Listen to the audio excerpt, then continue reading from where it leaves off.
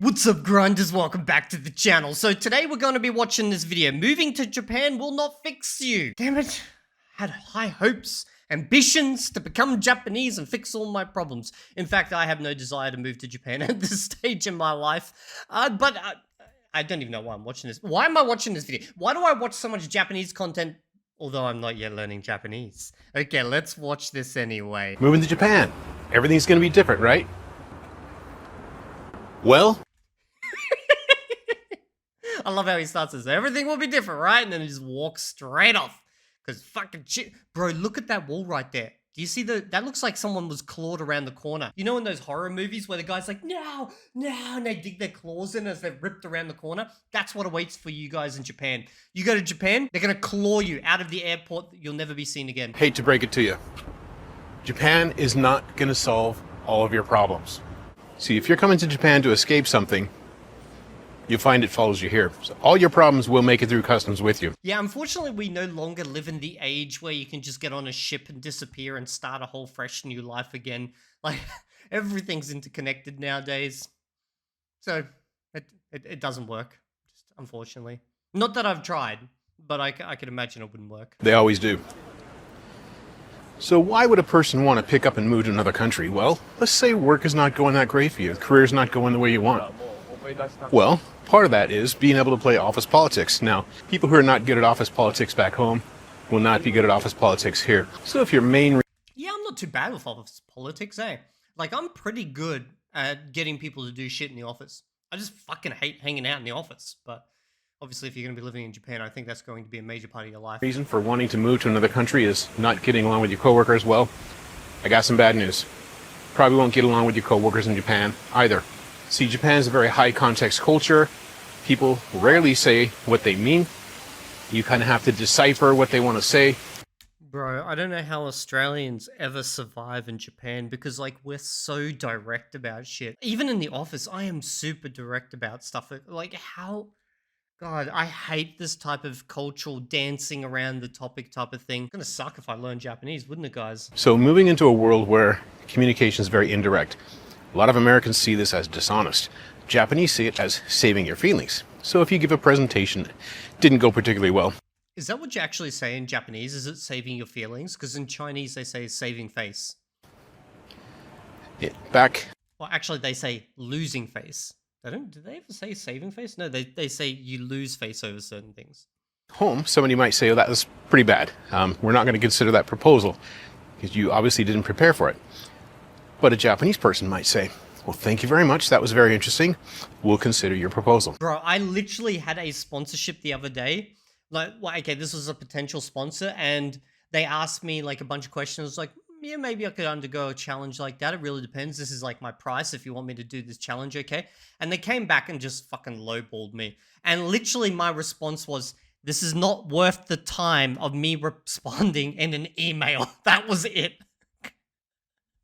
I just straight up to fucking chat on him. I was like, bro, there's no way in hell I'm gonna, like, it was just insulting how low it was. I always say anything other than yes means no. So if you're not able to navigate office politics back home, there's no guarantee that moving to another country will change that. Basically, a change in zip code doesn't guarantee a change in character.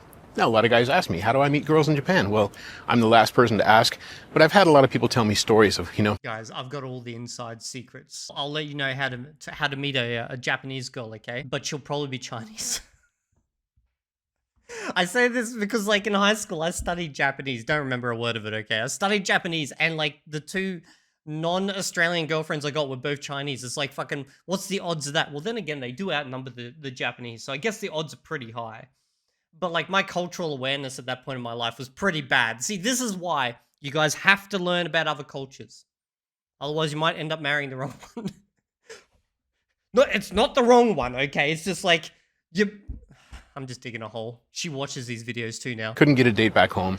I moved to Japan, got a job, and, started trying to meet people. They had a difficult time. Well, I'm not one to talk. I mean, look at my haircut today. I really need a haircut. I do have a haircut scheduled for Sunday.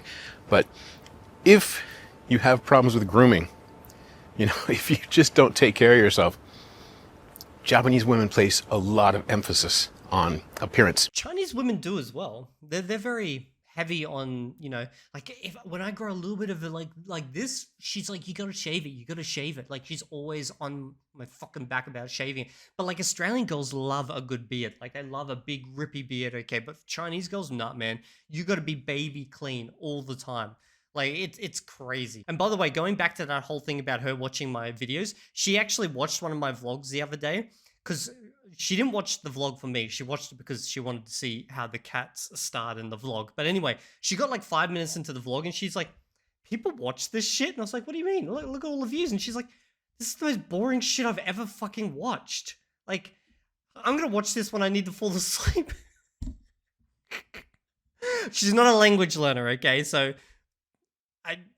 she's forgiven in that regard. And it doesn't mean you have to have a perfectly symmetrical face. It just means you have to take care of yourself, right? If you have a lack of self-discipline, don't go to the gym. They'll pick up on that right away. You know what they say, nobody... Bro, this is exactly like Chinese girls. I was in China and I was seeing a nurse about some issue and she just literally like drums my belly as if it's a drum. She's like, dong, dong, dong, dong.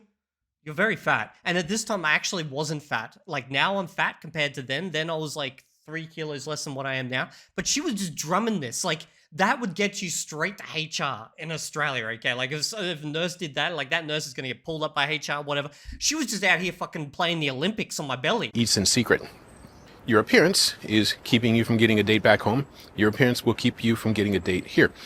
Bad manners, bad etiquette. I love how like every video about Japan somehow starts in some random place but then ends up with picking up girls. Is that what everyone goes to Japan to do? Oh my god. Low self-esteem, no self-discipline. Those are all going to be hurdles here in Japan as well. So moving across the globe will not fix a fractured life. And I know, because I tried it. Now, I'm not talking down to anybody. I had issues with all these myself, and when I finally took the time to join the military, it solves the problems for you. I was a pretty fucked up young boy. When I joined the military, they sorted me out real good. Now, I ain't got any of these issues. Like, seriously, if you've got self-esteem issues or anything like that, join the military. And when you join, don't take it in the sense of, oh, okay, I'm going to try. No, like you're going to let them remold you. Like that is the one thing the military gave to me is they rebuilt me from the ground fucking up. That's the one benefit. And they do build you into a better person overall. Fix them. That's when my life got a little bit better. I mean, I'm a 3 who wants to date a 10, right? The math ain't mathin'. Japanese women notice subtle things. So how does he treat the waiter? How does he treat the taxi driver? And how does he react when somebody accidentally bumps into him in a crowded train station? They will pay attention to all those little things because they want somebody who's even-tempered and is able to control themselves. So if you're a guy who flies off the handle too easily, well, you're going to have a difficult time dating in Japan. Basically what I'm saying is if you're running away from... Bro, there should have been a warning for strobing lights on this video because I'm just getting my eyes blown out. Something, it's going to... But I do enjoy these types of, just kind of vlogish style videos. That's why I've started doing them a bit more recently. I plan to do more and more of them, and I will be going to China and Korea very, very soon. So expect a whole heap more. Follow you here. If you're running towards something, it might not be exactly what you expect. So if you expect Japan to be a land of anime and manga, it's not really like that. I've seen tourists come over who got like an anime t-shirt and stuff, and they're surprised that everybody else isn't wearing one too. It's like when someone comes to Australia and they've got like the kangaroo shirt on and stuff like that. And they're like, hey bro, where's the kangaroos at? And I'm like, I don't know, check the side of the highway. You'll find plenty of them. Most of them are dead, but like, if you want to see them, that's the easiest way. The Japan we see on social media is not exactly what Japan is in real life. And that's what I try to impart to everybody who watches this channel, is that, yes, Japan is a great place to live, and I love living here. But what you see on social media and what you see in real life, not the same thing. Now, a lot of people come over. I think that's probably true for most countries. But I don't know about America, though. Like, you guys, you have, like, depending on who you follow on American social media, you get 2 different worldviews, okay? So, like, you follow, like anyone who's, like, leaning conservative on, like, freaking social media. And America is a war zone. It's fucking just like the bombs exploding and shit and everything's just disaster, okay? And then you follow someone on the left and it's like, it's the most racist country in the world. Both instances, they actually sound both bad. But I'm pretty sure both of them are bullshit. I'm pretty sure it's not that bad overall. Let me know down in the comment section, guys. Should I do the whole trip to America at some point? I've thought about it. In fact, I think like 80% of you guys are from America. You know, the guys who are watching right now. So let me know. Like, I've got some really fucked up. I should do one of those videos where it's like Australian guy reacts to America, and just like give you my Australian opinion, and then you guys can just sit there and go, bruh, what are you on about? This is so screwed up. Like, I don't know. Let me know. Over because they hear it's so cheap in Japan. And yes, for the most part, that's true.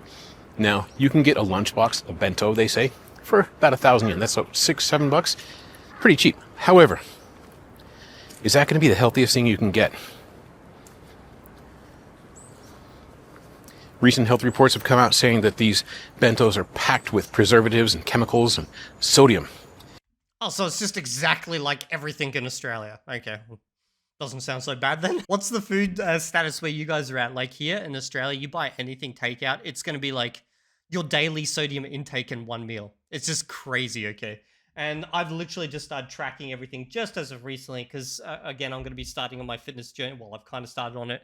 And like just seeing like my app say you're in the red zone for sodium, and I'm like, bro, all I've had is an apple. How am I red in sodium? Not the best thing for your health. Maybe it's really convenient if you're in a hurry and you're in between meetings and need to get a lunch real quick. Yeah, maybe once a week. But if you really want to eat healthy, you have to really pay close attention, because what looks healthy, and it seems like everybody's eating this stuff every day. Like you go to Harajuku, Takeshita-dori, you see high school and college girls eating crepes. Well, if you go back the next day, you won't see the same people. So there's a tendency to think that, wow, people eat this food every day, but really they don't. Only like on a special occasion. One thing I've noticed about my trips to China, because I've done trips over the last 10 years plus to China, okay? The first time I went, everyone was skinny. Like everyone. I don't remember seeing one fat person. But in recent trips, I've seen a lot more fat people. Do you know what that means? Basically, the Western version of all this type of shit he's talking about has gotten into their local diets. Because, like, you don't, within one generation, go from everyone being freaking skinny to, like, a good 10 to 20% of people being actually fat now. Like, it's pretty crazy, the transition I've noticed. So I went to a store near me the other day, and I read labels because I'm trying to cut carbs and cut sugar and chemicals in my diet. And one of the ingredients on this lunchbox, not going to believe it, silicone. Really, it was on there. I couldn't get a picture because the store doesn't allow you to take photographs inside the store, and I wanted to respect their wishes, but I was pretty shocked. Silicone in the ingredient list. But a lunchbox you get at a convenience store here in Japan, it's going to be really high carb and low protein. So if you're trying to eat a healthy diet, just be aware of that. Now, houses are cheap in Japan, right? Well, there's a reason. Why is a house virtually free, or like $100, $500? Because the population's crashing, right? Like, there's lots of old people and they're just dying, and they ain't new kids. And the kids that do exist all go into the cities. I'm assuming that's what's happening.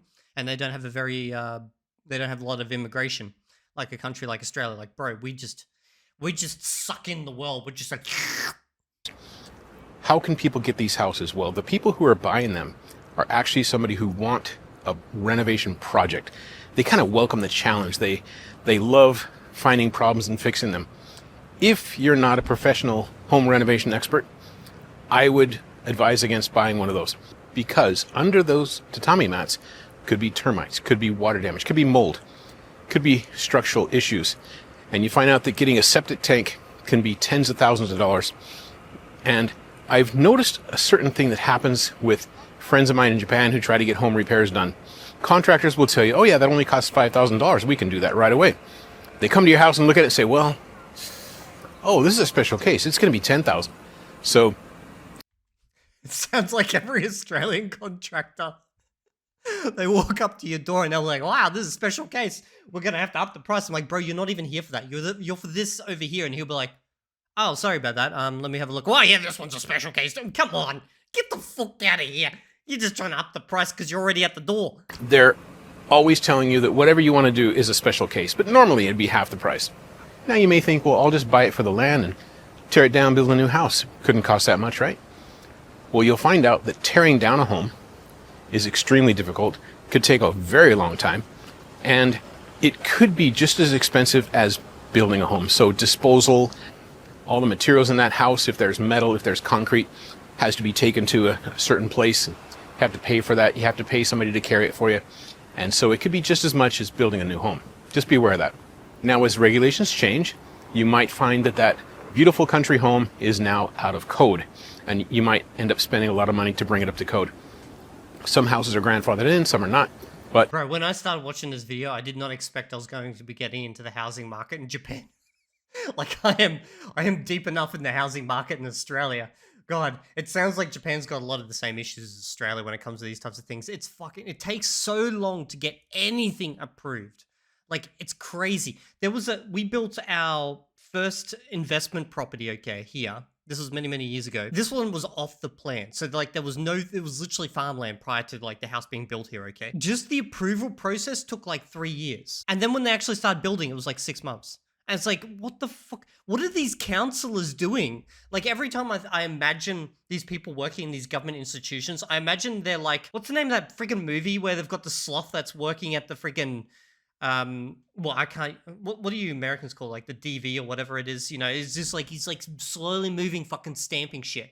It's like, bro, how is shit so slow? beware that if you want to bring it up to code, it could be a lot of money. Basically, if it's too good to be true, it probably is. Now, am I discouraging you from moving to Japan? Absolutely not. But I'm talking from experience, basically, because all the problems I talked about are most of the problems I've faced myself. You see, Japan is really good at holding up a mirror to people, and you really get a good look at yourself. I've learned a lot about myself by being here. Some of the habits that I had, some of the habits I needed to fix. You know what they say, everywhere you go, there you are. So if you have problems back home, you're going to bring them to Japan. On the other hand, why wait? Why wait till you're perfect? Nobody's ever going to be perfect. We're all just in a process of changing and evolving and growing and learning new things. So don't wait until everything's perfect. Then you'll never come here. You see, I found that moving to another country is a great way to reinvent yourself. See, nobody knows who you were back home. Yeah, see, this is something I always say, and this is going to get a little bit dark, okay? This is actually not something I've spoken about on this channel before. But I've spoken with people who have been in, like, pretty bad spots, like, mentally within their life, like they're pretty depressed or something. And I've always imagined if I was in a spot in my life where I just fucking hated everything, bro, I'm just ditching and going to another country and starting again. Like, that would be literally the plan. Like, I would do whatever it takes just to literally be reborn as a human in another country. That's how I would operate. But obviously nowadays you can find everything online, so, like, people would find you eventually. I'm not saying run away from all your debts, guys. I'm just saying, like, if I was in that state where I'm so unhappy with everything in my life, I'm ditching. I'm going to fucking, I don't know, somewhere in Africa, and I'm starting again. They don't know me as that awkward teenager or, you know, any of the dumb things I did as a kid. So I was able to start with a blank slate. Oh, bro. Yeah, now you got a YouTube channel, though. So everything dumb that you do, it's recorded from this point on. Guys, I got, like, what, freaking 15 years of recorded dumb shit on this channel. Here in Japan, I decided what kind of friends I wanted to have. I decided the people I wanted to hang out with, the kind of work I want to do. So it's been a great opportunity for me. So should you do it? It's up to you. But you know what? I would never discourage anybody from starting a new adventure. Thank you. Okay, yeah, good video. Here's his channel, The Weekly Fascination. Go check it out. This is apparently a 2-month-old video. I don't know why I just randomly watched it. I just kind of caught my attention. It just, that's all there is to it. So basically, from my understanding, is Japan's exactly like Australia, except everyone just lies to your face and pretends to smile. And doesn't have a kangaroos. That's pretty much it. Could I live with that? I don't know, man. I'm a pretty direct person. I'd probably be pushed out of society in the most friendly way possible. They'd be like, your presence is not required here anymore, Evildea. This is the door. I would love to show you how it operates. How does someone actually say that in Japanese? Like, if you're Japanese or you speak Japanese and someone wants you to go away, what do you say? Like, I would love to read the literal translation of that. Like, how do they, in that friendly manner, basically tell you to fuck off, mate? I don't want to speak with you anymore, you know? Anyway, that's pretty much it. See you all next video. If you're not there, well, then I will find you and I will immigrate into your house and become a resident who is unwanted, but very direct.